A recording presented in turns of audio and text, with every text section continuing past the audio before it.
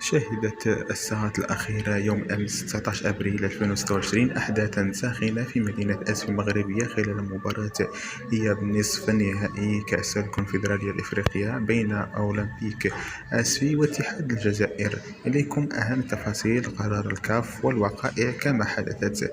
قرار الكاف الفوري ليلة المباراة بسبب اندلاع أعمال شغب في مدرجات ملعب المسيرة الخضراء واجتياح بعض الجماهير للملعب. قبل انطلاق المباراة اتخذ مسؤولو الاتحاد الإفريقي القرارات التالية في حينه: تأجيل انطلاقة. تم تأجيل ركلة البداية لأكثر من 80 دقيقة حتى تم السيطرة على الأوضاع الأمنية داخل الملعب.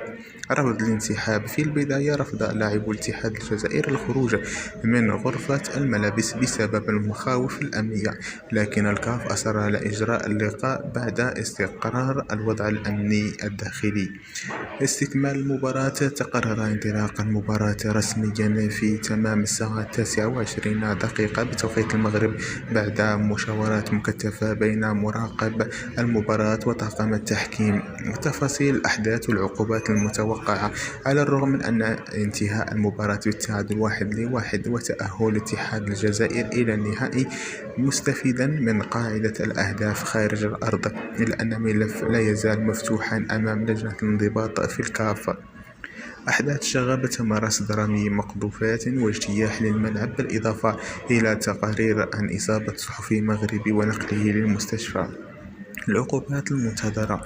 من المتوقع أن تصدر لجنة الانضباط خلال الأيام القادمة عقوبات قاسية ضد نادي أولمبيك أسفي باعتباره المستضيف، قد تشمل غرامات مالية باهظة خصوصا أو خوض مباراته الإفريقية القادمة وتيقولوا غتكون بدون جماهير.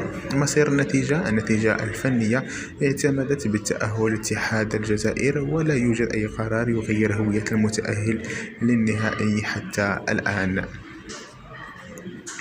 بعد الأحداث التي شهدتها مباراة إياب نصف النهائي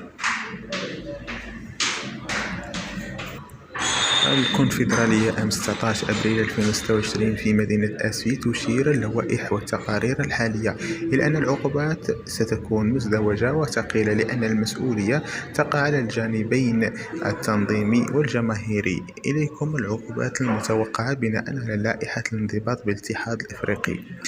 أول حاجة، عقوبات ضد نادي الاتحاد الجزائري. على الرغم من أن التأهل للنهائي، إلى أن جماهيره هي من بدأت باقتحام أرضية الملعب وفقا للتقارير الأولية، مما يجعله مهددا باللعب بدون جمهور. من المحتمل جدا حرمان الفريق من جماهيره في مباراة ذهاب النهائي ضد الزمالك المصري. غرامة مالية قد تصل إلى 50,000 دولار أو أكثر بسبب سلوك الجماهير غير المنضبطة واجتياح الملعب. ثانيا، عقوبة ضد نادي أولمبيك أسفي باعتباره النادي المضيف فهو المسؤول عن التقصير الأمني الذي سمح للجماهير بالنزول للملعب. حرمان من الجمهور.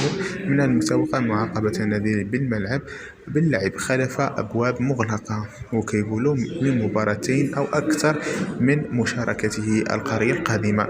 غرامة تنظيمية. غرامة مالية كبيرة بسبب الفشل في تأمين مداخل الملعب وحماية عناصر اللعب. ثالث حاجة غتكون هذا مدى غتكون أن المباراة استكملت ولم يتم إلغاؤها بشكل نهائي، فإن النتيجة الفنية 1-1 تم اعتمادها وتأهل الاتحاد الجزائر رسميا للنهائي. استثناء لو قرر الحكم إنهاء المباراة قبل وقتها الأصلي بسبب الشغب، ولكانت العقوبة هي إقصاء الفريق المسبب للشغب، لكن الكاف فضل استكمال اللقاء بعد السيطرة الأمنية. ملخص المشهد: لجنة الانضباط في الكاف ستجتمع خلال 48 ساعة القادمة لمراجعة تقارير مندوب المباراة والحكم. العقوبة الأقصى التي يخشاها اتحاد الجزائر الآن هي خوض نهائي الكونفدرالي أمام الزمالك في مدرجات فارغة. الأمور تكون معقدة بزاف لحد الدرجة بالنسبة للنادي الجزائري.